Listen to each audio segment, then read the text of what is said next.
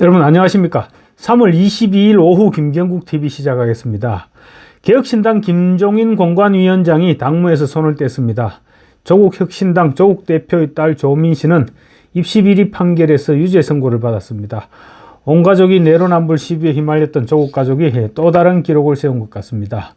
개혁신당 김종인 공관위원장이 집으로 갔다고 김용남 정책위 의장이 밝혔습니다. 김종인 위원장이 제대로 삐친 것으로 보입니다.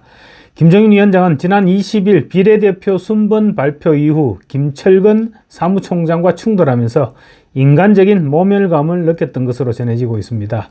비례대표 명단에 포함되지 않은 김철근 사무총장이 반발하면서 탈당을 시사했고, 김 위원장이 이에 대해서 시사저널과의 통화에서 지도부가 비례대표를 신청한 그 자체가 우스운 일이다, 이렇게 김철근 사무총장을 나무랬습니다.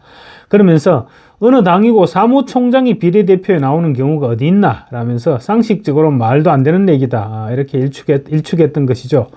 그러자 김철근 사무총장이 즉각 페이스북을 통해서 나이가 드셔서 기억력이 없으신 것 같은데 제3당은 대부분 사무총장은 바로 비례로 입성했다, 이렇게 맞받았습니다. 그러면서 박선숙 의원이 그랬고요, 이태규 의원도 그랬다, 그러면서 큰 당만 해보셔서 기억이 없으신 것 같다, 거듭 비꼬 왔습니다. 기억이라는 얘기를 두 번이나 꺼낸 것이죠. 사실 나이 드신 분들한테 자꾸 기억력 얘기를 꺼내면 기분이 나빠지죠. 나빠지는데 김종인 위원장, 더군다나 자존심에 강한 사람인데 나이가 들어서 기억력이 없다는 얘기를 김 위원장 입장에서 볼 때는 새파란 후배에게 들었으니까 기분이 아마 꽤 많이 상했을 것 같습니다.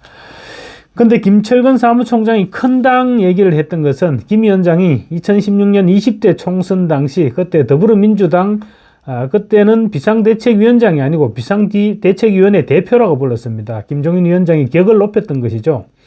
비상대책위원회 대표를 하면서 비례대표 2번을 받아서 국회의원 배지를 단 적이 있었습니다. 그래서 아마 김철근 위원장이 큰 당에서 뭐 하셨다 이런 얘기는 그런 부분을 꼬집은 것이 아닌가, 이런 느낌도 들고 있습니다.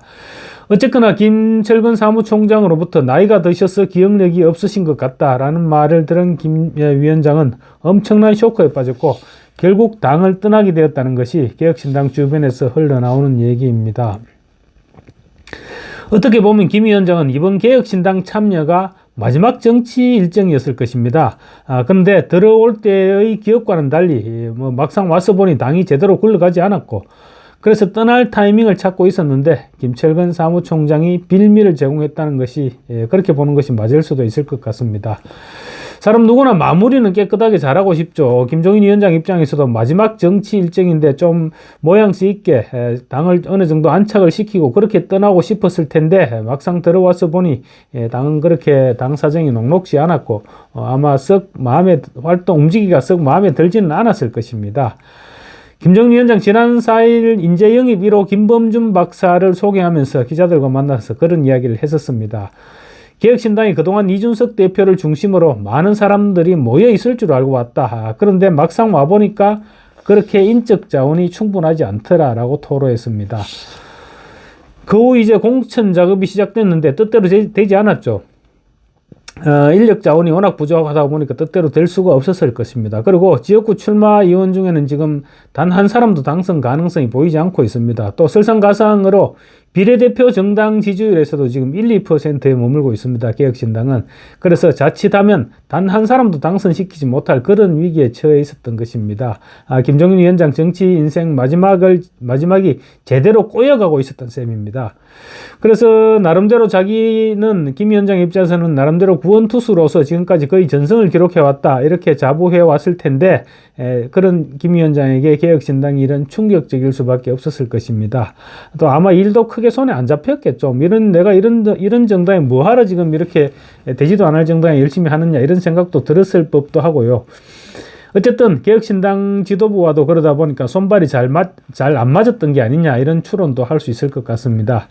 김용남 개혁신당 정책위원장 오늘 라디오 인터뷰를 통해서 김 위원장이 선대위원장을 맡느냐, 이렇게 질문을 하니까 사회자에게 대거로 가셨다, 이렇게 말했는데 그 대거로 가셨다는 뉘앙스가 그렇죠. 어째 이제 그만두셨다 이런 것도 아니고 대거로 가셨다 이러면 그냥 우리말로 막말로 하면 집에 갔다 이 말이거든요. 그래서 뉘앙스상으로는 썩 지금 불협화음이 좀 있지 않았느냐, 그런 뉘앙스를 받게 되는 것입니다.